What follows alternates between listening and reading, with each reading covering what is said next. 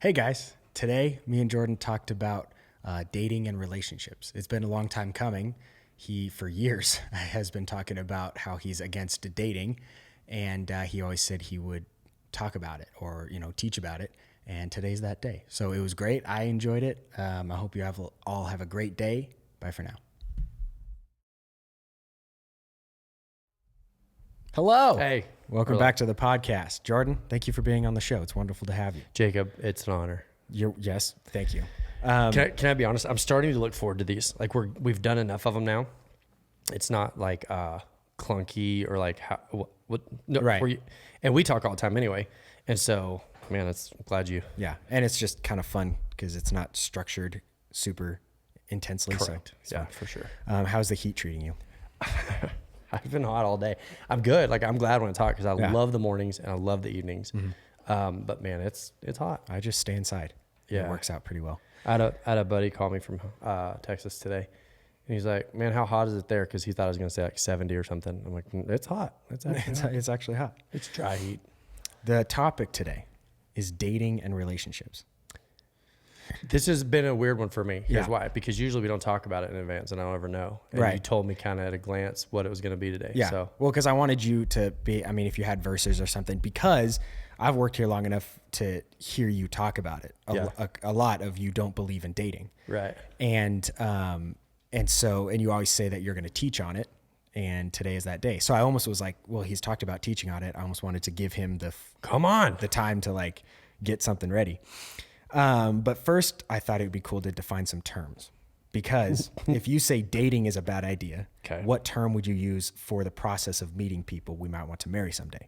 I'm guessing that courting or arranged marriages aren't what you're talking about either. So no, I will say this. And like the church historically has had some anti-cultural, beliefs, right?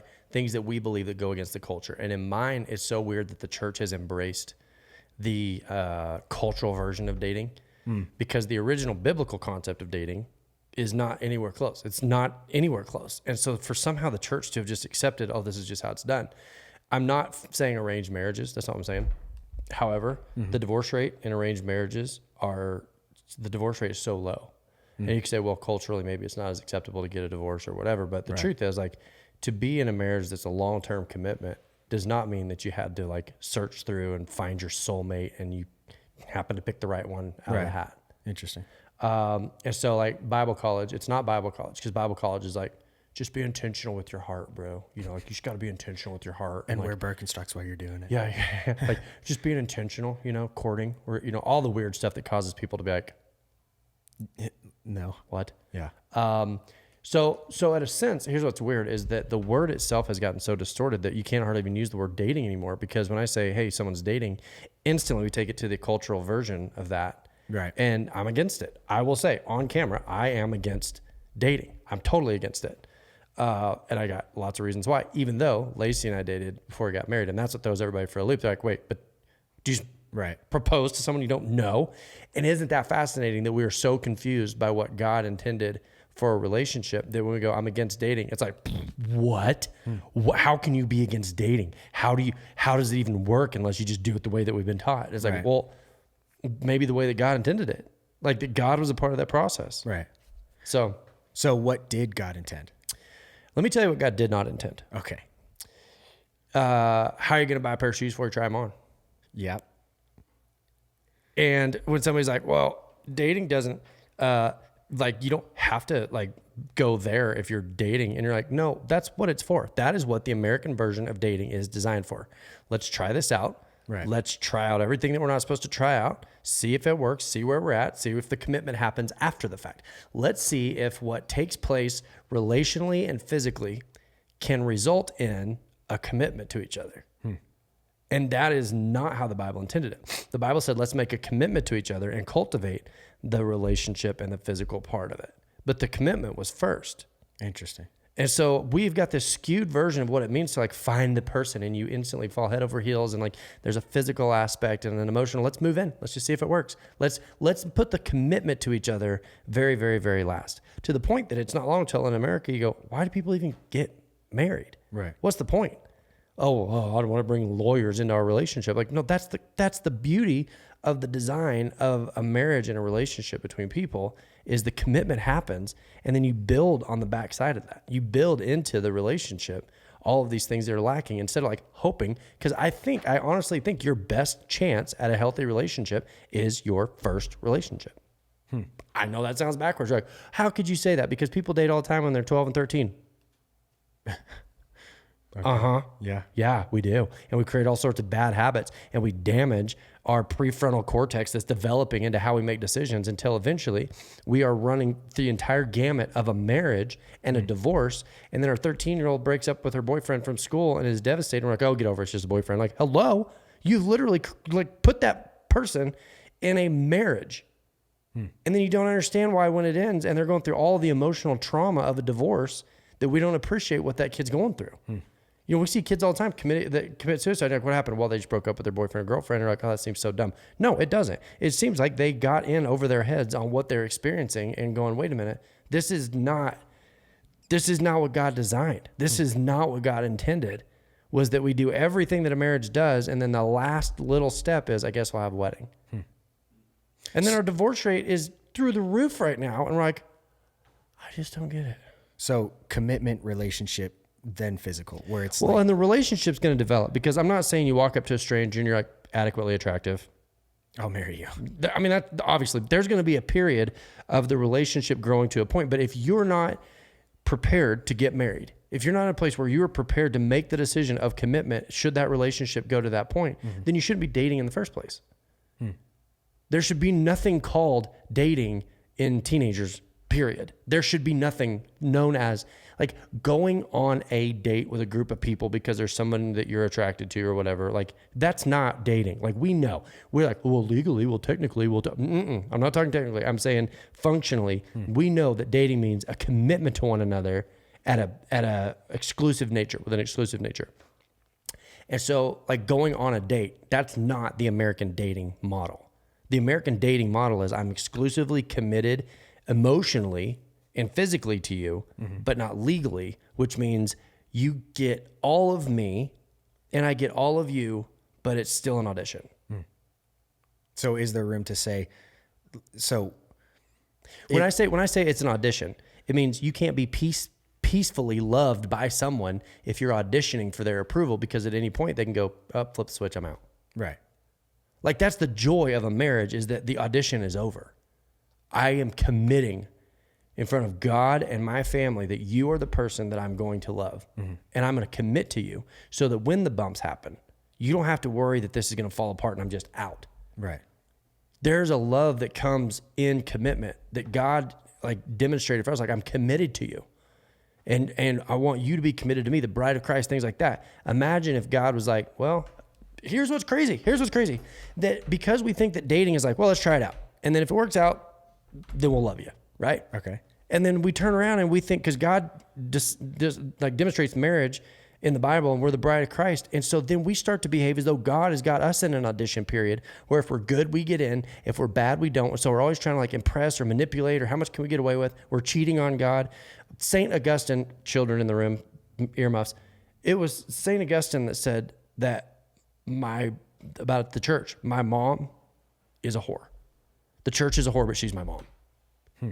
That we're so unfaithful, we cheat, we give ourselves away, and then we take it back, and the commitment that's lacking causes pain, not to everybody else.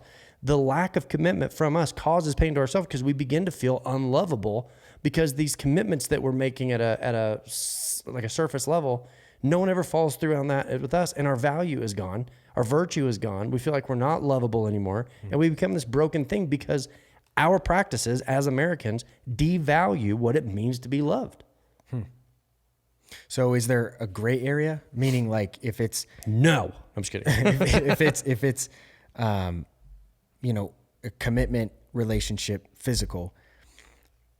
I mean, is there something before commitment? Meaning, like, how do you cultivate? Because you don't just walk up. Because Lacey and I dated, and I was still, sounds kind of hypocritical, but I was still trying to figure out my take on this, because it didn't seem right. It seemed flawed. You know, that we're teaching our young girls how to be attractive, and like boys that we're celebrating body count type behavior. Right. And it didn't, you're going to have somebody that you feel attracted to. Like, you're going to like meet somebody. You don't know if somebody has a good personality from across the room. Like, there's nothing wrong with being physically attracted to someone. Right. That's not what I'm saying. But I'm saying that we're not pursuing the relationship with intent to consume. And if we're happy with what we've consumed, then we make the commitment. Right. Does that make sense? Yeah. We're pursuing the relationship with intent to contribute. Mm-hmm. And you go, what am I contributing? Myself. I'm looking for a relationship that I can give myself to. And that's what the vows are. I mean, you get married, that's what a vow says. And like, if you start dating somebody and you're kind of like not sure, like I remember there were people that I dated that thank God I didn't marry. No offense if any of them are watching, but like there was a period of like, what do I like in a person? What am I attracted to? Like there's going to be a period of like going on dates and keeping it at surface level. So in a sense, I'm not against what dating originally meant, but that's not what dating means now. What dating means now is you get in a relationship, you full on act like you're married and then see if it works out. That's where we've gotten it wrong. So right. I'm not saying that there's not a period of time where you're getting to know somebody or like maybe you're going on dates. I happen to know somebody, a good friend of mine that is dating someone right now. Everybody in the room right now. So I'm not against the concept of like, hey, I'm a person who doesn't intend to be single. Right. I would like to someday be married and have a wife. Is that where this is going? Right. But the minute the determination is like, I don't see it going that direction, for fairness to both, like out. Right. But the idea of like, well, we got to move in together, see if we can get along. That's not what a marriage is. A marriage is, no, I've made the commitment. Like Lacey and I, we never lived together before we got married. And the commitment was like, hey, when we get married, we're moving in. And that's, no offense, that's over. It's done. We're married. I told Lacey one time, we had our first like fight and I go, hey, it's over. Like we're married, not from a commanding standpoint or like shaking my finger. Like, no, you're like, no, I will do literally anything that it takes. As selfless as I have to become, this marriage does not end in divorce. Right. And she said later after the fact, she's like, there was such a peace to that because the audition is over. Right. You're not auditioning. You've got full 100% approval from me. I love you. That's it. Done. And I didn't even realize that I was getting a better wife by saying that I commit myself. But that's a biblical version. Like once I took that off the table, like I'm not leaving. We're not leaving. See, the commitment created opportunity for the relationship to grow and to flourish. See what I mean? Yeah. And so we've put such a value on physical attraction leading to consumption that we've lost the value of what it means to be in a committed relationship. And so then because of that, like I got a Bible verse right here. This is what's interesting to me. I looked this up early and now all of a sudden I lost it. Okay. So Genesis chapter 2. I lost it again. Genesis chapter 2 says this. It's a biblical concept. Yeah. Because parents, as a youth pastor, I remember parents back, my kid has lost its mind. My kid has gone crazy. What's the deal? What is going on? Like out of nowhere. They were good. Out of nowhere, bad. Right. And I didn't understand it. And being a youth pastor for a few years, you get to know these kids. And what you find is a lot of the time they've entered into a relationship that's in over their head. Mm-hmm. And Genesis chapter 2:24 says this, therefore a man shall leave his father and mother and hold fast to his wife, and they shall become one flesh. So here's the design. You're raised by your mom and dad. Right. When that season of your life ends and you enter into a committed relationship or marriage, there's a severing that takes place between parents and children when they become family with their wife. Are you with me? Right. The word in the Greek is when they forsake their parents and hold like at a physical, intimate level, they become bonded to their wife. Mm-hmm. So if you imagine that is the purpose, that is the plan, that God has this intention that you are raised by your family. When that ends, you enter into a marriage. Imagine these kids that are being taught like this is normal. You're developing, right? And then all of a sudden they can't get along with their mom and dad. They feel completely exposed. They feel independent, but not in a way that has freedom, like independent almost in a way that's exposed, and they can't get along with their mom and dad, and there's turmoil at home. They're going through emotional divorces throughout high school. And then all of a sudden the concept of a relationship is just so flawed. Mm-hmm. Then we go, what was it even supposed to look like? And he gives us an indicator in Genesis. Like the plan is you live with your family, you grow under your family, you serve, you're a part of the family. When that leaves, there is an emotional, spiritual severing that takes place between your mom and dad, and you enter into a relationship that is designed to bond you to your spouse. Right. So imagine if that's the case, if that's God's practice with people, what the American version of dating has done to that process. Yeah. Like we don't even get what it's about. We don't even understand the concept of what a committed relationship is. Right. Our practices as humans, it appears we live in a disposable world. From plates to diapers to beverage containers to vehicles to relationships, not what is attended. Commitments build relationships. Yeah, how could you have a relationship with someone and be fully invested if you know the next day they might just be like, I don't want to do this anymore. Yeah. I mean, you protect yourself. Your guard's never down. And what that means is you are selfish in the relationship. Not only are you protecting yourself, you're robbing from the person you're in a relationship with. You're stealing from them. You're becoming selfish. Fear, ready for this, is the opposite of love. Right. So people are looking for love, but operating in fear, which is the functioning opposite of love. And they can't figure out why the relationship doesn't work. Right. Because it's not possible. They're not in a loving relationship. They're in a fearful relationship. Says, I hope this doesn't end. Right. I hope this doesn't end tomorrow. I hope that tomorrow I wake up and this person that said they're going to love me keeps loving me. Right. Yeah, that's fear. Yeah. So we're not, I just can't find love. You're not looking for love. You're looking for fear. You're looking for somebody that props you up in the meantime until you can, like, I remember in college, we used to call it Tarzan dating, where you don't like let go of this limb until you have a hold of that limb, or a vine. It's like we were looking for relationships that like pour into us. Mm-hmm. And the opposite is true, where we should be looking for a relationship that we pour into to become one. And depending on what camera angle I'm looking at here, two people, when they come together, there's one of two reactions. Two people come together and they either do this and they get better, or they do this and they get worse. Never in a relationship, like a marriage type of situation, do they ever come and do this where one gets better, one gets worse. Yeah. It just doesn't happen. How has your, how did you view dating growing up? And then how has it changed? Like, time-wise. Do I get a pass? I mean, you can. I want to pass on that because I think growing up, I was in such a weird spot that I was the center of my own world. Okay. And so I didn't want a relationship. I didn't want love. I didn't want a family per se. I had a life that I planned for myself from the beginning. Mm-hmm. And I guess if a marriage fit into that, great.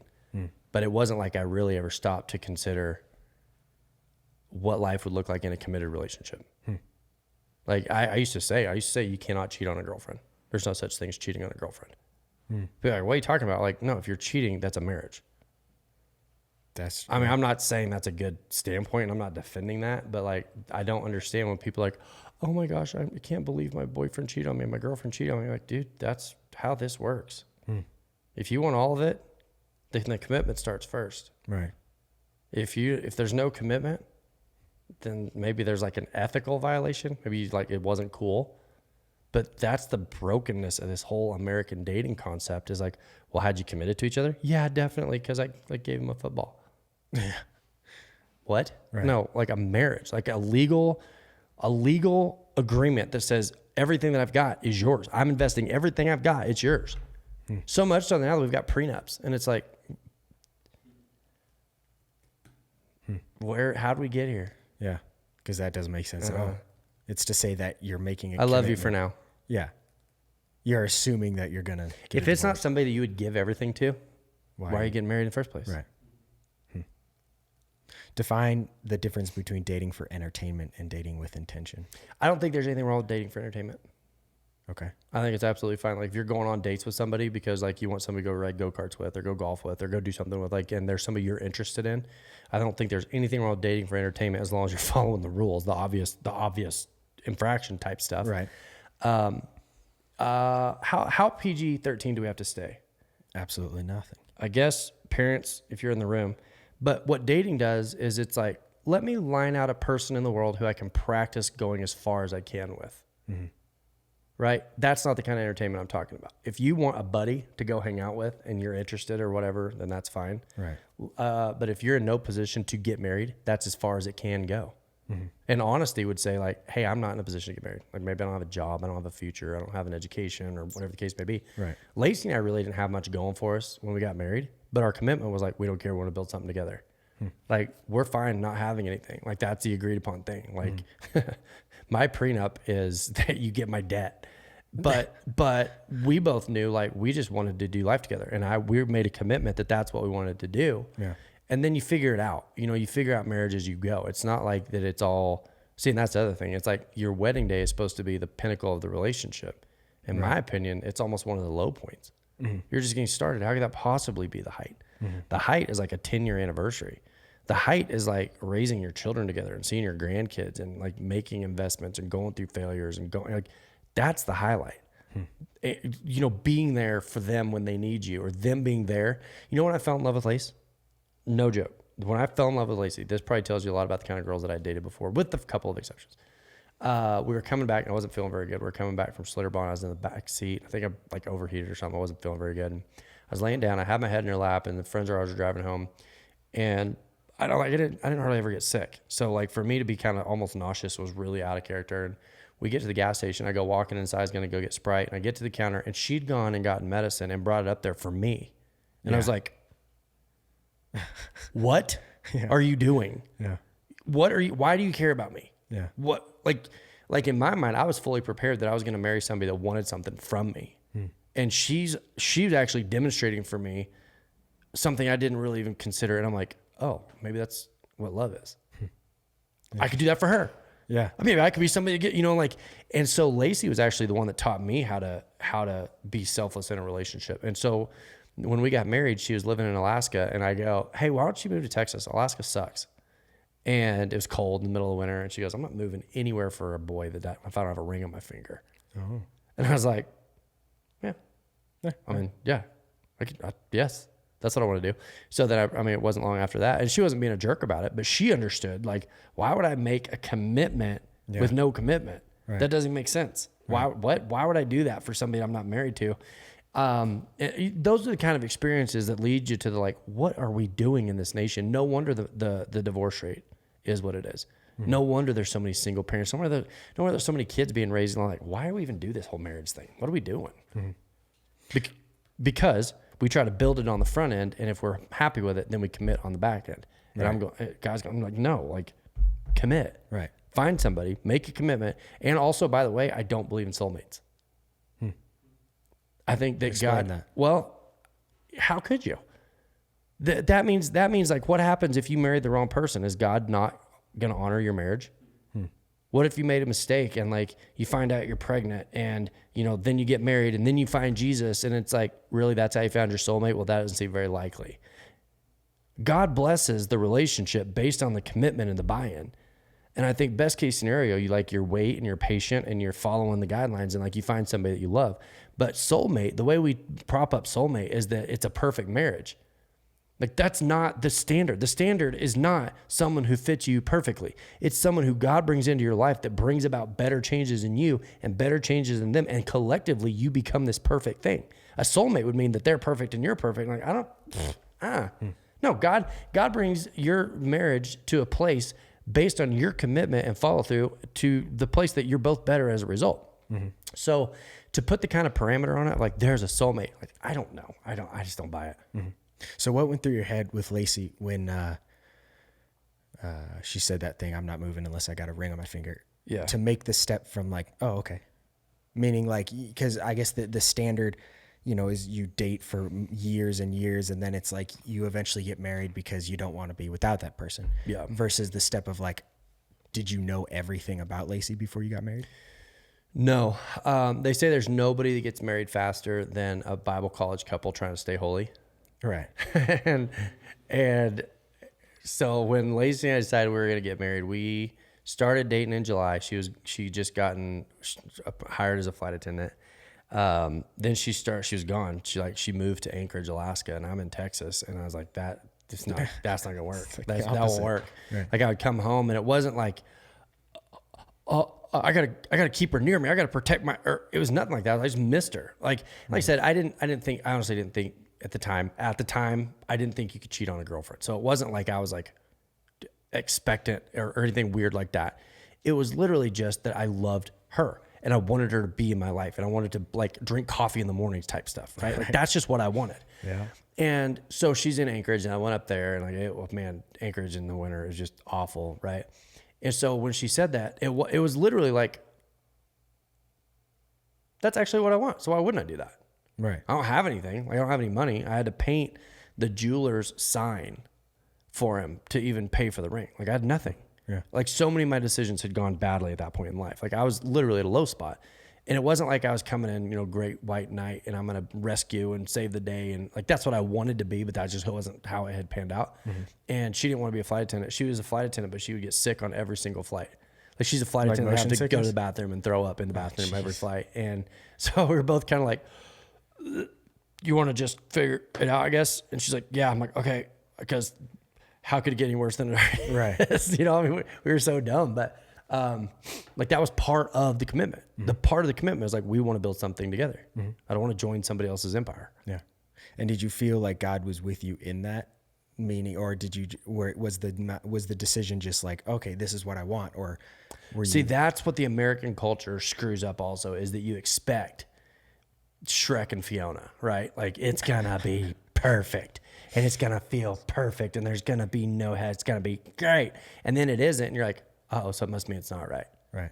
It was never that. It was never like I felt like doves flying and flowers and songs and stuff. I just loved her. She was like my friend. She's like my best friend.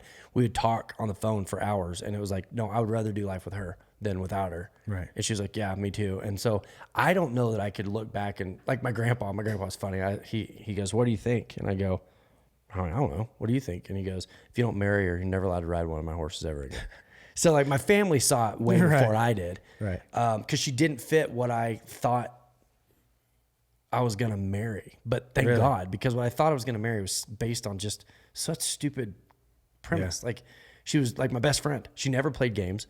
She was never, I never played games. Like she was so obviously not like a drama person. She wasn't a game player. She wasn't somebody that you could like be an idiot and she would have put up with it. She was just so different. And I was like, yeah, I guess. So looking back on it, yeah, God was in the middle of it for sure. Did I know it at the time? I mean, I don't know that I even thought about it in those terms. But the commitment in my mind was so necessary because it was the commitment that was going to allow me to have a relationship with Lacey because she was in Anchorage, long distance. If she'd lived next door, I mean, maybe I would have screwed that up. Maybe there would have been a part of me that's like, yeah, what's the hurry? She lived right there. So maybe, those little factors, it was just easier for me to see because of how it played out. So for maybe young listeners or parents of, young kids and stuff, what are some things that they can say or hear that could protect their hearts? If they're literally in middle school and every single one of their friends are getting into marriages, but they don't want to, how can they like protect their hearts, if you will? If you make up your mind that you're not going to sleep with anybody till you get married, you will make better decisions backwards. Like if that's a virtue that you put out there, then you're going to go, well, then dating and getting committed doesn't make sense. Right. Why would you commit that when the American culture says it's so necessary? Well, maybe God knows more than I do. Maybe God knows more about my life and my chance at success than I do.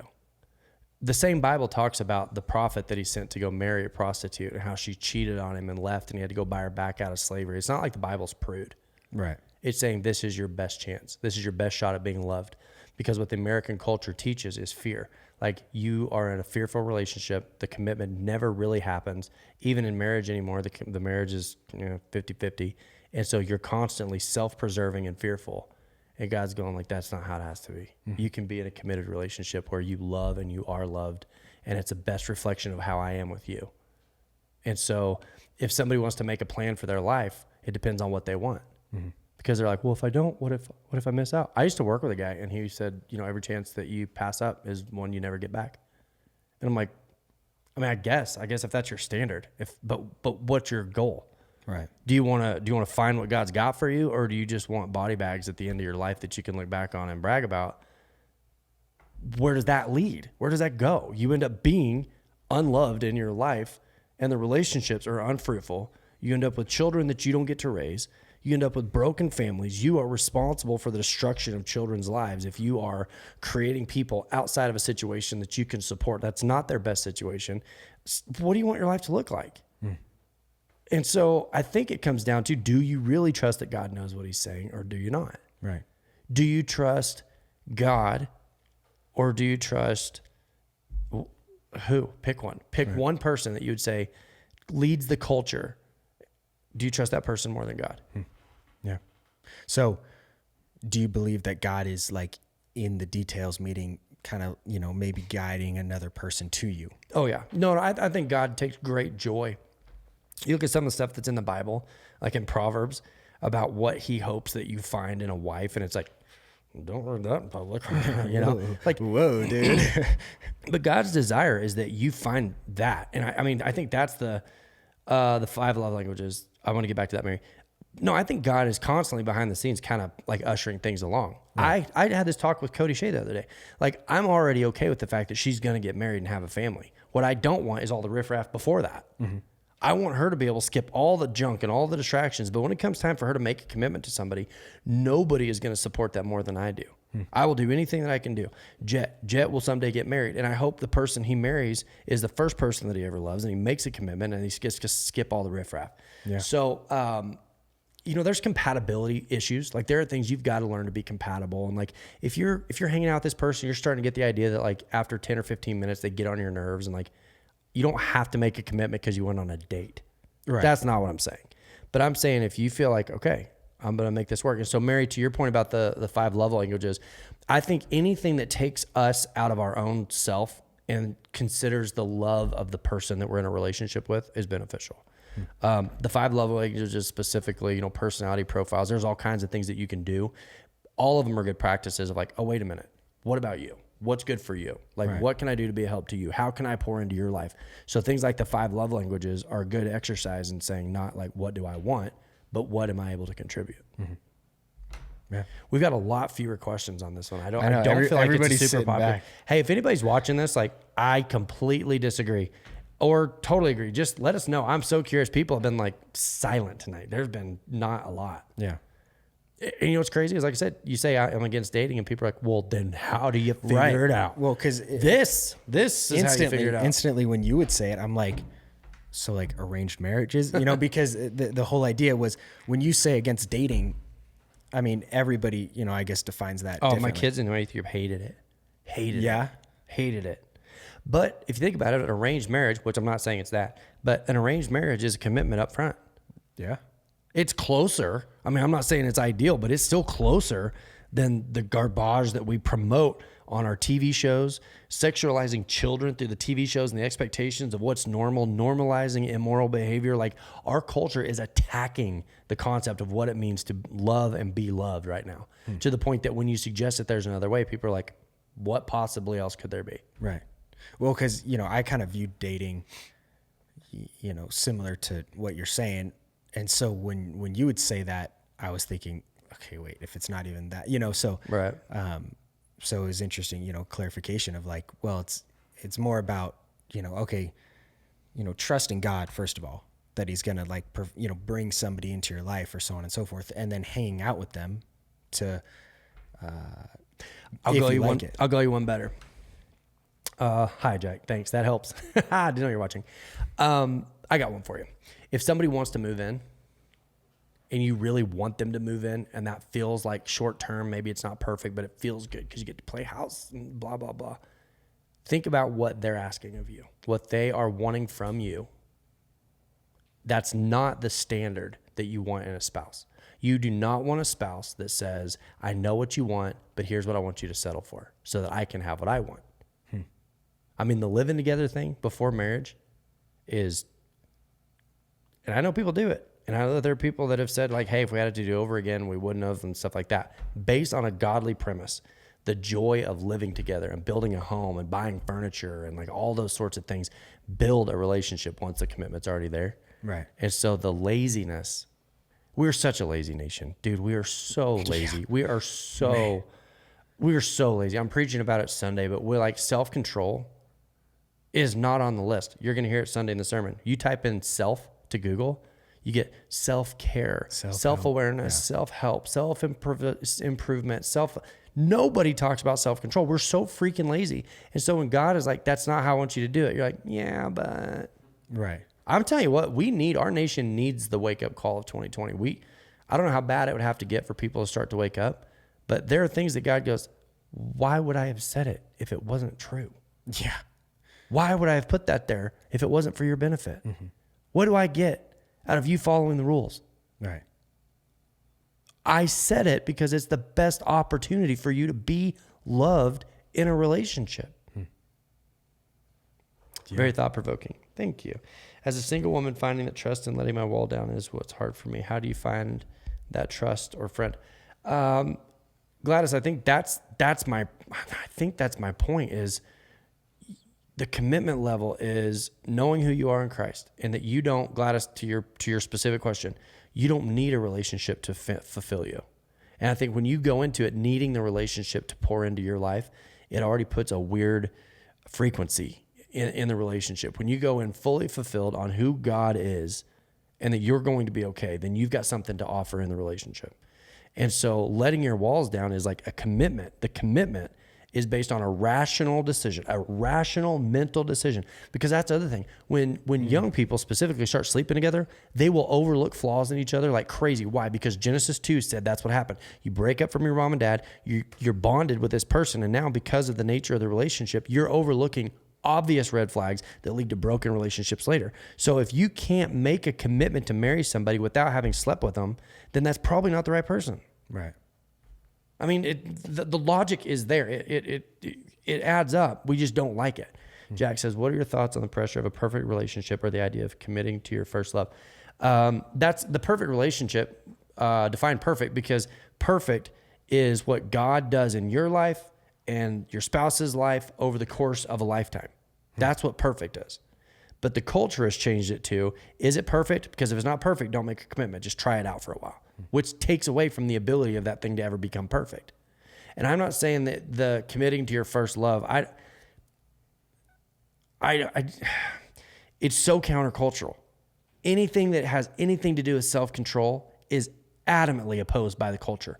Not just referenced, but adamantly opposed.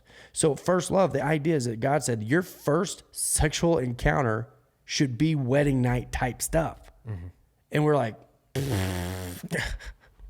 what? Right. What? Oh, are we going to wear bonnets too? Are we going to wear dresses and suspenders? Like, it is so attacked in our culture of like, do you have to commit to the first person that you love? No, you're already committed before that moment. You've already made the commitment before that moment. So it's not like, do I have to then commit to the person that I've fallen in love with? It's, I am falling in love with this person. I'm going to make a commitment, and God's going to build a perfect relationship out of it. And man, good luck finding that represented in the culture. Yeah. I have a little brother who says he doesn't want to ruin his relationship with a ring, and hear this all the time from people. What would your response be? Okay. You're going to have to watch the rest going back. I covered this, but at the risk of repeating a little bit, if there's no commitment, there is no such thing as a perfect relationship. How could it be? Because you're always on an audition. Go back and listen to Tyler, but if you're auditioning, you've always got your guard up. You're always self-preserving. Oh, I don't need the government to tell me that I'm in love. That's not what it's saying. The Bible is saying that when you make a commitment, it opens the door to be fully vulnerable and in love and committed to someone before. Now, if that's not how it works out and you find yourself in broken relationships and things have gone south, like start now. Start now. If you can't fix the past, start right now and start working towards in the future, but stop making commitments that you don't have the ability to back up. Stephanie Doobie, there's so much pressure to have the perfect relationship. Social media makes it even harder. Young folks today seem grossly impacted with the perception of perfection. Yes, that is what I'm saying. We are, Stephanie, that's Taylor Doobie's mom. That's Taylor, Jason, and Steven's mom. Right. But what is perfect? Because perfect is not what we put on Instagram. Right. Perfect is what God does in a relationship with two people. But unless you have this concept of God, then God doing something in your life doesn't seem that important. People get married all the time, and I'm like, there are variations of people working it out. But if you want to see God's impact on someone's life, it's over the course of years. Mm-hmm. You know, when you meet somebody and they're a completely different person for the better, you're like, there's a deep richness to that versus they're acting nice in a moment. When you see somebody that is strung out and life is falling apart and they struggle with addiction and broken relationships, it doesn't matter how polite they are, you see it. They wear it. And so what God wants to do in our lives is over the course of a period of commitment first and loving commitment on the backside of that is the opposite. The improvement that is so tangible. You're like, what happened? Marriage. Best thing ever happened to me. And have I been a perfect husband? No. Has Lacey been a perfect wife? Yes. But my point is, it's not about How do you measure perfection? For instance, when you get a brand new saddle, brand new saddle, it's not as good until it gets broken in. It's got some scratches. It's got, the squeak leaves. It becomes perfect in use, right? And that's what a marriage does, is like it starts off good and it's fine, but not for the purpose of staying, shiny and Instagram worthy. It's about growing into a relationship that goes beyond what teenagers could ever understand. Right. Like when you've raised a family and you've got grandkids and like you've been through struggles and then overcome them, that is what he's a smart man. If you knew Lacey, it's not that far off. But that's what perfection looks like, is having gone through hardships, been vulnerable, have someone love you when you're unlovable. That's God's design for marriage. And so when we take it, we go to a cultural direction with it. God's going like, then you're going to miss the beauty that I have for you in that. Right. Man. I mean, I've just been listening, and I didn't even really know what to ask. I mean, it was the kind of thing of, honestly, like start from A and eventually we'll get to Z. I pray my kids get married young because I don't believe in soulmates, because soulmate means it's perfect from the beginning. And I think I want them to find the person that God is, like I pray for the person that they're going to marry already. So I guess you could say, well, isn't that a soulmate? But I'm already praying for their spouses right now. Not that they're perfect, but that we're able to love them in a way that's meaningful to them, and like that their families, that we mesh, and that they owe me nothing. When my kids get married, they owe me nothing. They don't have to come visit. They don't have to come to my house. They owe me nothing. Absolutely nothing. The success is going one direction. Like I'm upriver from my kids, right? Like I don't expect that they've got to come like contribute to my family. Right. I want their marriage to be so pressure-free from me, because it's going to have pressure anyway, that they can go through difficulties and trials. And, the hope is they come visit and we get to see grandkids. Like, that's what I want. But what I really want is that God does something so miraculous in their lives that they become this better, improved version of each other. That's what I want. That's what I'm praying for in my kids. And so if I'm praying for that for my kids, I'm also praying for that for people that are in the church too. Yeah, absolutely. I mean, everybody wants that. Yeah. That's incredible. If you're tempted to move in with somebody, marry him. And if you're like, oh, I don't want to do that, then don't move in with them. Yeah. Duh. Yeah. Well, hey, marry him. Oh, I'm not ready for that. Well, then maybe the relationship isn't what you're pretending that it is. Yeah. Well, that's what always struck me with people that are dating for a long time. And it's like, well, it's great. And I'm like, well, but why not just do it then? God is so merciful. I know people that go through that and that God blesses it and it works out. Like we all know people that dated for a long time, got married, and it's fine. But that says more to God's willingness to like cultivate a relationship. It's not because it's the best way to do it. Thoughts on if the commitment is made but then broken before the covenant of marriage? The commitment, in my mind, Jack, the commitment is the marriage. I mean, that's the moment. Right. That's what a marriage is. The commitment is, I'm going to love you and only you. That's it. This is why legally. Legally is I'm proving it. Everything that's mine is yours. Right. That's it. That's the commitment. So in my mind, the commitment can't really be made pre-marriage. As like I said, I'm not promoting this. I'm just telling you what my stance was in my like primitive brain as a kid was, you can't cheat on a girlfriend. Why? Because you've never made that commitment. The commitment was the marriage. But in a sense, what I'm saying is like, if you're not willing to make the lifelong commitment to grow a life with that person, absolutely you should not be practicing marriage type behavior, moving in together, joint checking accounts, sleeping together. The things that you do in a marriage, those come after the commitment. Right. So I know it's probably kind of hard to explain, but like there's no such thing as the commitment without the commitment. Well, and it's almost like God doesn't care about a piece of paper, and so it's the thing of, right, if you make the commitment in your heart, then you're married. Yeah. Who married Adam and Eve? Was there a ceremony? Right. It's not that the judge somehow proves the marriage. We knew some people one time, he stayed a virgin till he was like late 30s.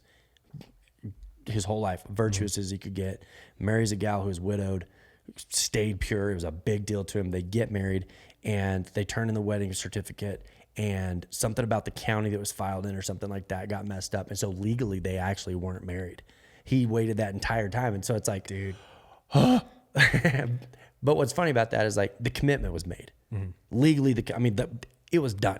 There was paperwork that had to be retroactively fitted. But when I say a commitment, I mean make it official. Witnesses, bring family in. That's what a wedding was supposed to be in the first place. Mm-hmm. Not this formality or a ceremony that's somehow after the fact. Like, no, that's what it is. And by waiting, what you're saying is I am withholding myself And you are withholding yourself. And when this day happens, it matters and it means something. And it's an important moment where we are committing and we're not cheating. We're not taking that lightly. We're taking it serious because from that moment forward, done. So if somebody breaks up with you before the marriage, it might be hard, but it's not the kind of devastating that a divorce would be. Yeah. No, that's spot on. I enjoyed this thoroughly. And that's all we got. Ready for some hate mail. Yeah. Everybody, thank you for joining and have a fantastic day. Bye, guys.